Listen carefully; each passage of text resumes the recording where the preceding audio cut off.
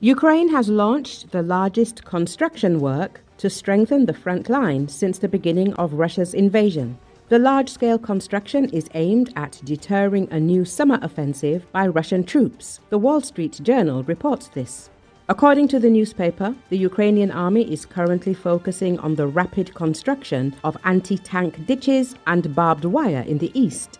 The army that digs deeper is the army that survives. Oleh, a military engineer responsible for nearly 300 kilometers of defense lines as part of the large-scale project, told reporters. According to the newspaper, the frontline strengthening program has been underway for 2 years.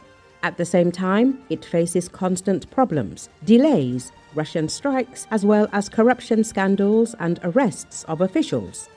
In particular, over the past year and a half, Russian troops have broken through several weak areas of Ukrainian defense and used unfinished borders in the north to launch a new offensive with about 50,000 troops. Ukraine hopes that the triple belt of fortifications can stop similar breakthroughs in the east, where Russia is fighting for Pokrovsk and Konstantinivka. The article says, the Wall Street Journal reports that Ukraine is building 3 defense belts. The first line is constructed by infantrymen directly at the front. Second line created by engineer troops.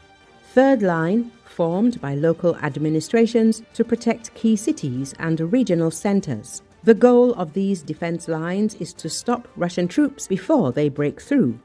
In 2024, more than 46 billion hryvnias have been allocated for fortifications, almost 2% of the total military budget. Officials claim that the actual amount is even higher, but do not disclose exact figures. In September 2022, 7 months after Russia's full-scale invasion of Ukraine began, Moscow recognized the regions as part of Russia, even though it did not fully control them, and began losing some occupied areas within weeks. Putin wants to get much more, including the immediate lifting of all sanctions the West slapped on Russia since Crimea's 2014 annexation. Meanwhile, Moscow is boosting its push along the crescent-shaped front line that stretches more than 1,000 kilometers. But military analysts say Moscow simply lacks manpower and weaponry. They don't have enough power. General Lieutenant Ihor Romanenko, former deputy head of the General Staff of the Ukrainian Armed Forces.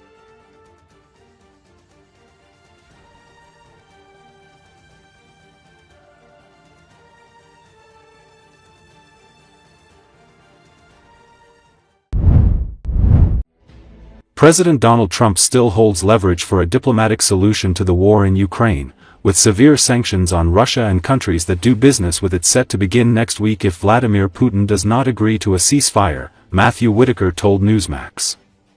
Russia attacked Kiev overnight with a volley of missiles and drones, killing 8 people and wounding 82 others.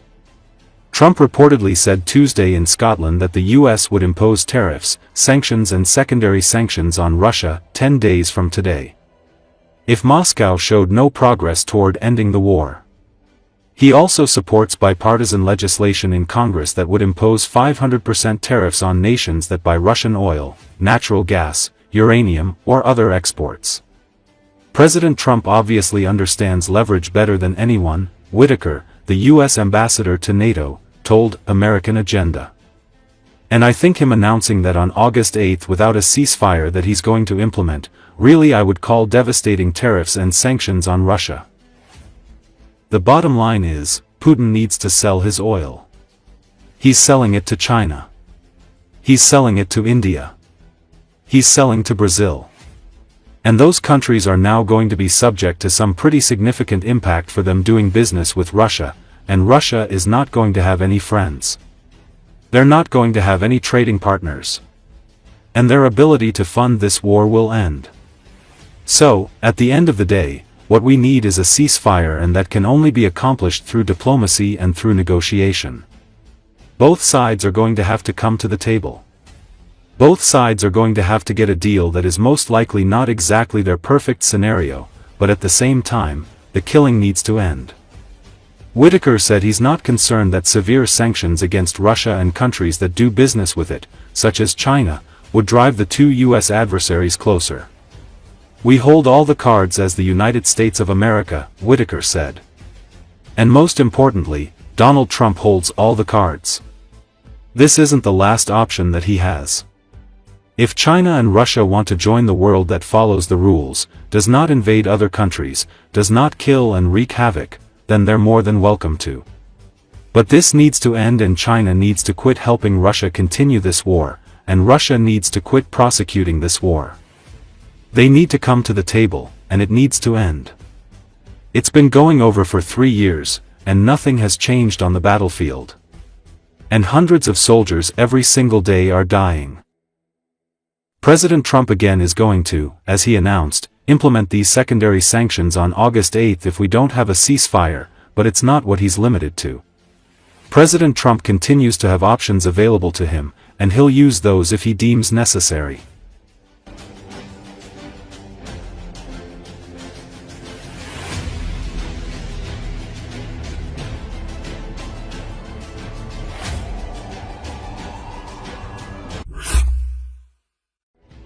U.S. President Donald Trump announced on Friday that he has ordered the deployment of 2 nuclear submarines to strategic locations, in response to what he called highly provocative remarks made by former Russian President Dmitry Medvedev. In the post on Truth Social, Trump wrote, "Based on the highly provocative statements of the former president of Russia, Dmitry Medvedev, who is now the deputy chairman of the Security Council of the Russian Federation, I have ordered 2 nuclear submarines to be positioned in the appropriate regions." Trump did not clarify where the 2 submarines were being deployed. Sometimes words carry weight and can spiral into unintended consequences. "I hope that's not the case here," Trump wrote. His announcement came after Medvedev's recent threats following Trump's ultimatum to Moscow to end the war in Ukraine, or face severe economic sanctions.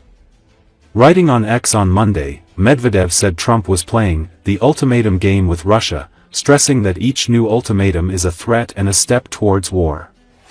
On Thursday, Trump warned that Medvedev was entering a dangerous territory and described him as the failed former president of Russia, who thinks he's still president. It should be noted that Russia and the U.S. possess the most nuclear arms in the world.